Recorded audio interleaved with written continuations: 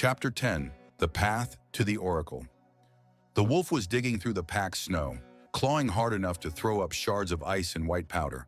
Her breath came fast, steaming in short clouds into the frozen air. Finally, beneath a gray mound of hardened snow, something stirred. An arm. The animal whimpered softly and kept digging until she uncovered Alden and Kael, half buried.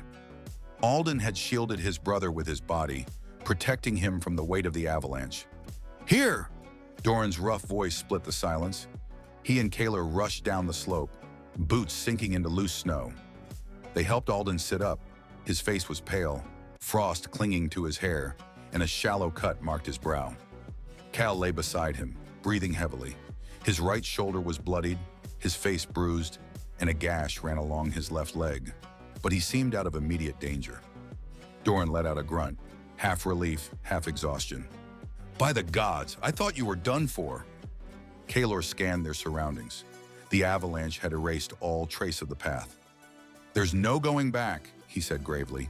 "Not for now." A cold whistle cut through the ravine, swirling flurries of frost. A stone rolled from above, landing by Doran's boot. He glanced up at the white wall now sealing off the valley.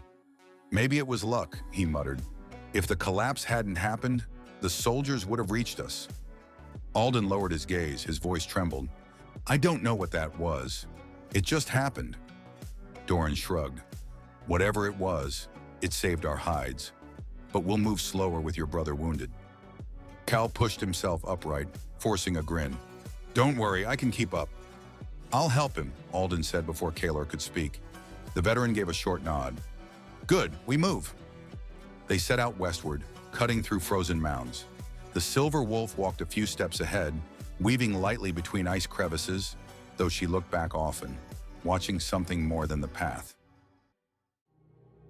Several kilometers behind, Riven surveyed the ravine.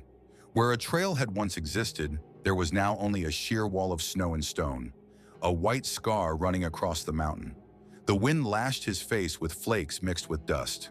One of his men approached cautiously. "My lord, there's no way through. We could try to clear it, but it would take days. The best option is to turn back and take the Kaerthar route. We'd reach the other side in 2 or 3 days." Riven remained silent for several moments. Frustration burned in his throat, but his mind, trained to decide even in chaos, was already weighing alternatives. "Then we hasten," he said at last. "We'll make the crossing in half the time." The soldier bowed and retreated.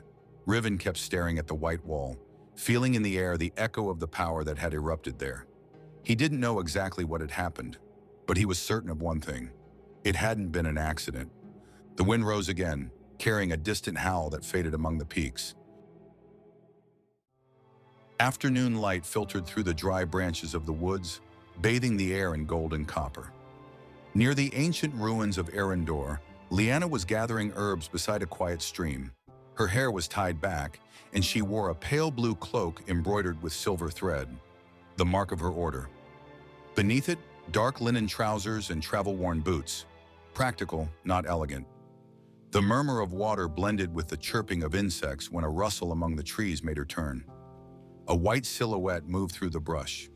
The creature emerged slowly from the foliage, its silver coat gleaming in the fading light.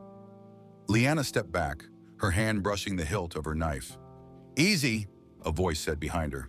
She spun instantly. A young man stood there, wrapped in a gray cloak, exhausted but steady. "She won't hurt you," Alden added. "I know." Lyanna eyed him cautiously. "And why should I believe you?" Alden gave a faint, sincere smile. "Because she's with me." Lyanna raised an eyebrow. "That's not reassuring." "I know," he admitted, "but we need help."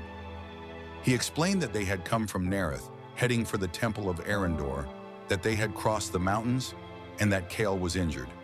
"And why seek the temple?" she asked, not fully lowering her guard. "I had a vision," Alden replied. "A woman spoke to me. She told me to come here." Lyanna studied him in silence. There was a glint of recognition in her eyes, though her voice remained composed. "If you saw who I think, then you're meant to be here." After a brief pause, she added, "Take me to your brother." The clearing where Kael, Kaelor, and Doran rested was strewn with dry leaves and fallen branches. A thin thread of smoke rose from a dying fire. Kael lay on an improvised blanket, pale but conscious. Kaelor tensed at the sound of approaching steps. Only when he saw Alden and the young woman did he ease his grip on his sword. "I found help," Alden said. Lyanna knelt beside Kael and examined the wound on his shoulder. "It won't kill him," she said calmly, "but he needs proper care." She opened a small case of dried herbs and salves. As she applied a paste to the wound, her voice softened. "These are sword wounds, a couple of days old." Kaelor answered, "We had an encounter with dangerous men in the past." Lyanna looked up. "It wasn't an encounter, it was a warning. These mountains rarely make mistakes." She finished bandaging the wound and stood. "I'll take you to the temple. We must arrive before nightfall." The group nodded. The wolf walked at Lyanna's side as if she already knew her. The path descended through firs and dew-soaked undergrowth. The air smelled of damp earth and resin. Far off, the sun dipped behind the mountains, painting the sky in copper and mauve. Alden walked beside Lyanna in silence, a few steps ahead of the others. At last he spoke. "Everyone keeps talking about chosen paths, as if nothing I do could change anything." She smiled wryly. "And yet you keep moving forward." Alden sighed. "Galathor's men destroyed our village. We had nowhere to go. We ended up in Nerith, hired Doran, crossed the mountains, and now we're here because a woman appeared in a dream and told me to come." Lyanna paused. There was a hint of reproach in her eyes, more curiosity than accusation. "You don't have to accept anything blindly," she said, "but you can't ignore what calls to you either." Alden looked down. "I just don't want someone else deciding who I'm supposed to be." Her voice softened. "No one can do that. The world may show you doors, but only you choose which ones to walk through." They continued in silence, but something had changed between them. Not trust, but a fragile, early understanding. The descent along the ridge was slow and dangerous. The dying light of day cast the rocks in grayish copper tones. Riven pressed on at the front, cloak whipping in the wind, followed by exhausted soldiers. The scout approached, breathing hard. "My lord, we've marched 2 days without stopping. We've regained some of the lost time, but the men are at their limit. If we continue through the night, they won't last."